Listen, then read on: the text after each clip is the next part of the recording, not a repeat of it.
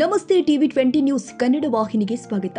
ತಾಳಿಕೋಟೆ ಪಟ್ಟಣದ ಹಜರತ್ ಟಿಪ್ಪು ಸುಲ್ತಾನ್ ವೃತ್ತದಲ್ಲಿ ಟಿಪ್ಪು ಸುಲ್ತಾನ್ ಜಯಂತಿಯನ್ನ ಅತ್ಯಂತ ವಿಜೃಂಭಣೆಯಿಂದ ಆಚರಿಸಲಾಗಿದೆ. ಜಯಂತಿ ಅಂಗವಾಗಿ ಇತರ ಉರ್ದು ಪ್ರೌಢಶಾಲೆಯ ವಿದ್ಯಾರ್ಥಿನಿ ಹಜರತ್ ಟಿಪ್ಪು ಸುಲ್ತಾನರ ಬಗ್ಗೆ ಬಹಳ ಅರ್ಥಪೂರ್ಣವಾಗಿ ಮಾತನಾಡಿದ್ಲು.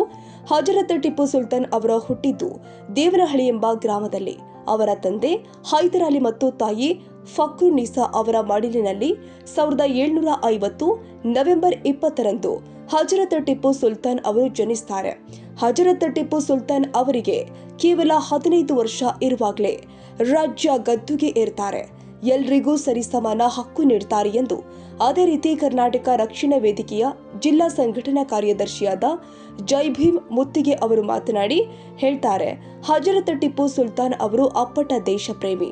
ದೇಶದ ಸಲುವಾಗಿ ತನ್ನ 2 ಮಕ್ಕಳನ್ನೇ ಅಡವಾಗಿ ಇಟ್ಟ ಏಕೈಕ ನಾಯಕ ಯಾರದ್ದು ಇದ್ರೆ ಅದು ಹಜರತ್ ಟಿಪ್ಪು ಸುಲ್ತಾನರು. ಕೇರಳದ ಮಲಬಾರ್ನ ಹಣ್ಣು ಮಕ್ಕಳ ರೇಷ್ಮೆ ಬಟ್ಟೆಯನ್ನೇ ದಾನ ಮಾಡ್ತಾರೆ ಮತ್ತು ಸ್ತನ ತೆರಿಗೆಯನ್ನ ರದ್ದು ಮಾಡ್ತಾರೆ.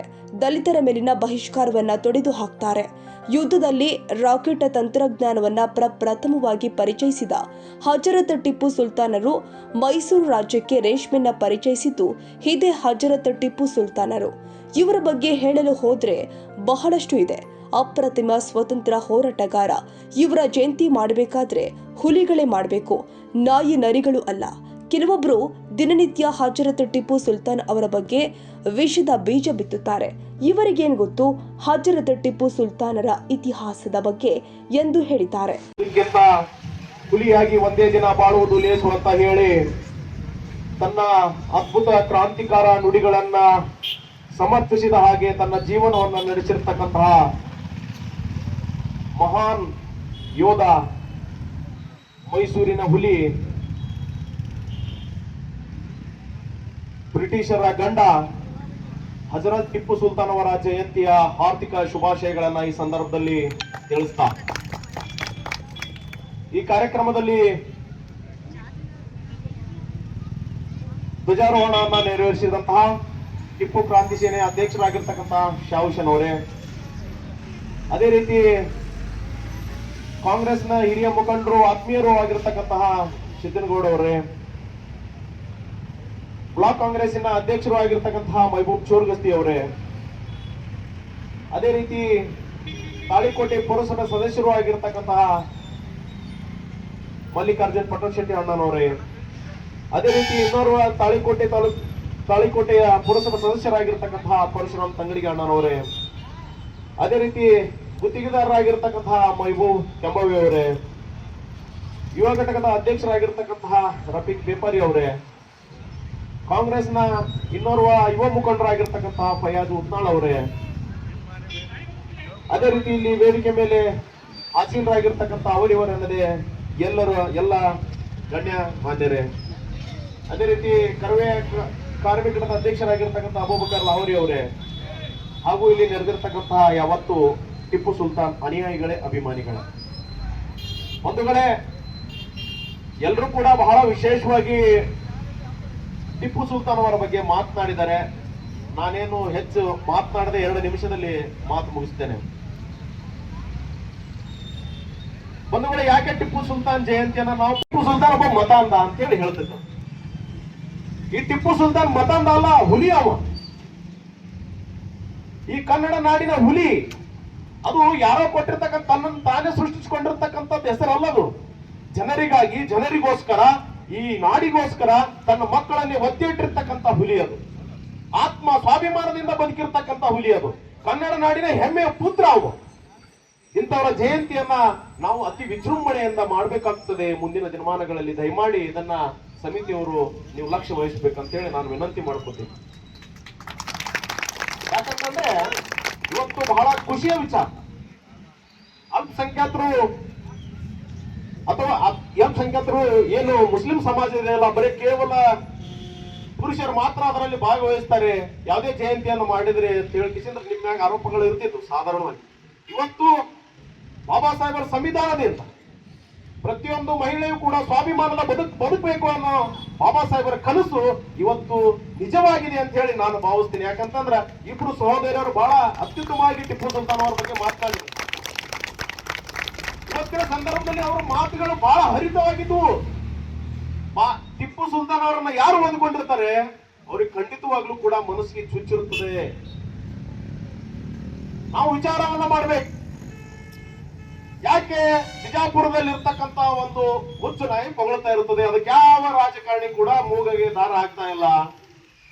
ನಮ್ಮ ಪ್ರತಿನಿಧಿಗಳು ಏನು ಮಾಡ್ತಾ ಇದ್ದಾರೆ, ನಾವು ಓಟ್ ಹಾಕಿರ್ತಕ್ಕಂಥವ್ರು ಏನು ಮಾಡ್ತಾ ಇದ್ದಾರೆ, ನಾವು ಅವರನ್ನು ಯಾರು ಪ್ರಶ್ನೆ ಮಾಡಬೇಕು? ನಾವು ತಾನೇ ಪ್ರಶ್ನೆ ಮಾಡ್ಬೇಕು. ಅವ್ರು ಪ್ರಶ್ನೆ ಮಾಡ್ತಾರೆ, ಇವ್ರು ಪ್ರಶ್ನೆ ಮಾಡ್ತಾರೆ ಅಂತೇಳಿ ನಮ್ಮ ಮೇಗ ಅದು ನಿರಂತರವಾಗಿ ದೌರ್ಜನ್ಯ ಅಂತೇಳಿ ನಾವು ಪರಿಗಣನೆಗೆ ತಗೋಬೇಕು.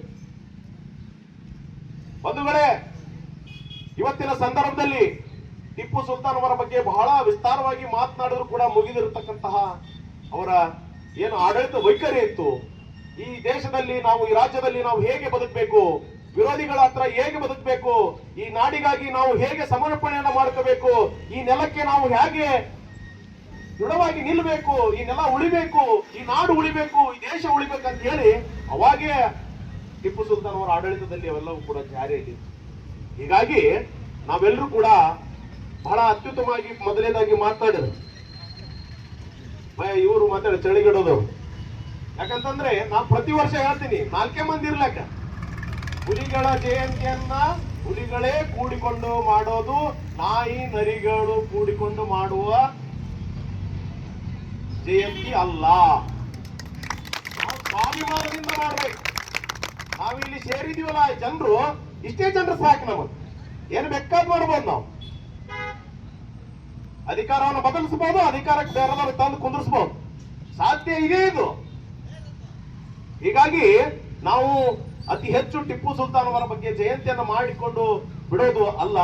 ಆ ಟಿಪ್ಪು ಸುಲ್ತಾನ್ ಅವರ ಜಯಂತಿಯ ಸಂದರ್ಭದಲ್ಲಿ ಟಿಪ್ಪು ಸುಲ್ತಾನ್ ಅವರ ಪುಸ್ತಕಗಳಿವೆ, ಅವರ ಏನಿದೆ, ಅವರ ಆಡಳಿತ ನಡೆಸಿದಂತಹ ಪರಿಗಳ ಬಗ್ಗೆ ಸವಿಸ್ತಾರ ಬುಕ್ಗಳಿವೆ. ಅದನ್ನ ನೀವು ಉಡುಗೊರೆಯಾಗಿ ನೀಡಿದ್ರೆ ಅತಿ ಹೆಚ್ಚು ಪ್ರಚಾರ ಆಗೋದರೊಂದಿಗೆ ಟಿಪ್ಪು ಸುಲ್ತಾನ ಏನು ಒಬ್ರು ಹೇಳ್ದಂಗ ಏನಪ್ಪಾ ಅದಾರ ಅನ್ನೋದು ಟಿಪ್ಪು ಸುಲ್ತಾನ್ ಅವರು ನಾವು ಓದ್ಕೊಂಡಾಗ ಗೊತ್ತಾಗ್ತದೆ, ಯಾರೋ ಹೇಳಿದ್ರೆ ಗೊತ್ತಾಗುದಿಲ್ಲ.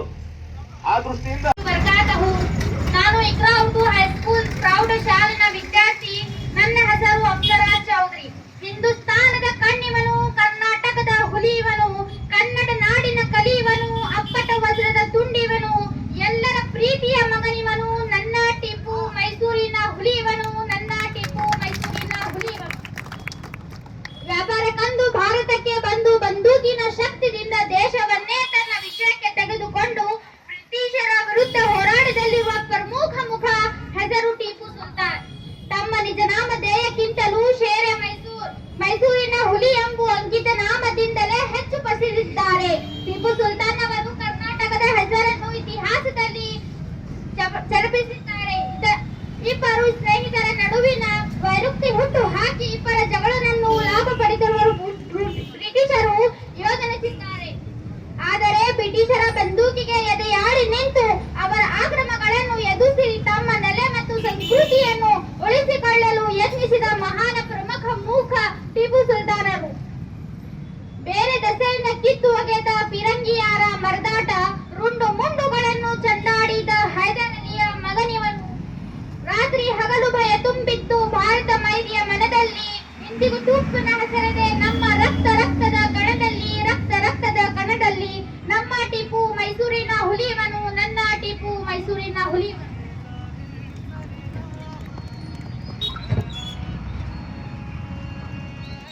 ಮೈಸೂರಿನ ಟಿಪ್ಪು ಸುಲ್ತಾನ್ ಅವರ ಸಾಧನೆಗಳು: ಯುದ್ಧದಲ್ಲಿ ರಾಕೆಟ್ ತಂತ್ರಜ್ಞಾನ ಪರಿಚಯಿಸಿದವರ ಮೊದಲನೇ ವ್ಯಕ್ತಿ ಟಿಪ್ಪು ಸುಲ್ತಾನ್. ಮೈಸೂರು ರಾಜ್ಯಕ್ಕೆ ರಾಷ್ಟ್ರವನ್ನು ಪರಿಸಿದವರು ಟಿಪ್ಪು ಸುಲ್ತಾನ್. ಮೈಸೂರು ರಕ್ಷಣೆ ಬ್ರಿಟಿಷರನ್ನೇ ಹೋರಾಡಿದವರು ಟಿಪ್ಪು ಸುಲ್ತಾನ್. ಕುಣಿಗಲ್ನರೆ ಕುದುರೆ ಫಾರಂ ಸ್ಥಾಪಿಸಿದರು ಟಿಪ್ಪು ಸುಲ್ತಾನ್. ಬಾಗಾನ್ನ ನೀತಿಯನ್ನು ಜಾಗೃತ ಮಾಡಿದವರು ಟಿಪ್ಪು ಸುಲ್ತಾನ್. ಕೇರಳ ಮಕ್ಕಳಿಗೆ, ಹೆಣ್ಣು ಮಕ್ಕಳಿಗೆ ರಾಷ್ಟ್ರೀಯ ರಶ್ಮಿಯ ವಸ್ತ್ರಗಳನ್ನು ದಾನ ಮಾಡಿದವರು ಟಿಪ್ಪು ಸುಲ್ತಾನ್. ಸತ್ಯ ಅಹಿಂಸೆ ನ್ಯಾಯ ನೀತಿಯು ಟಿಪ್ಪು ಜಗದಲ್ಲಿ ಬೆಳಕಿದನು. ಅನೀತಿ ಅಧರ್ಮ ಅನ್ಯಾಯಕ್ಕೆ ಟಿಪ್ಪು ಬೆಂಕಿಯ ಚಂಡಿವನು. ಅಸತ್ಯ ಅಹಿಂಸೆ ಅವತಾರವನ್ನು ಕನ್ನಡ ಜನಕ್ಕೆ ತೋರಿದನು. ಎಂದು ಮರಣನಾಗಿ ದೇವಲೋಕಕ್ಕೆ ಸೇರಿದನು. ನನ್ನ ಟಿಪ್ಪು ಮೈಸೂರಿನ ಹುಲಿಯವನು, ನನ್ನ ಟಿಪ್ಪು ಮೈಸೂರಿನ ಹುಲಿಯವನು. ಇಷ್ಟು ಹೇಳುವ ಮೂಲಕ ನನ್ನ ಹೃದಯದಲ್ಲಿ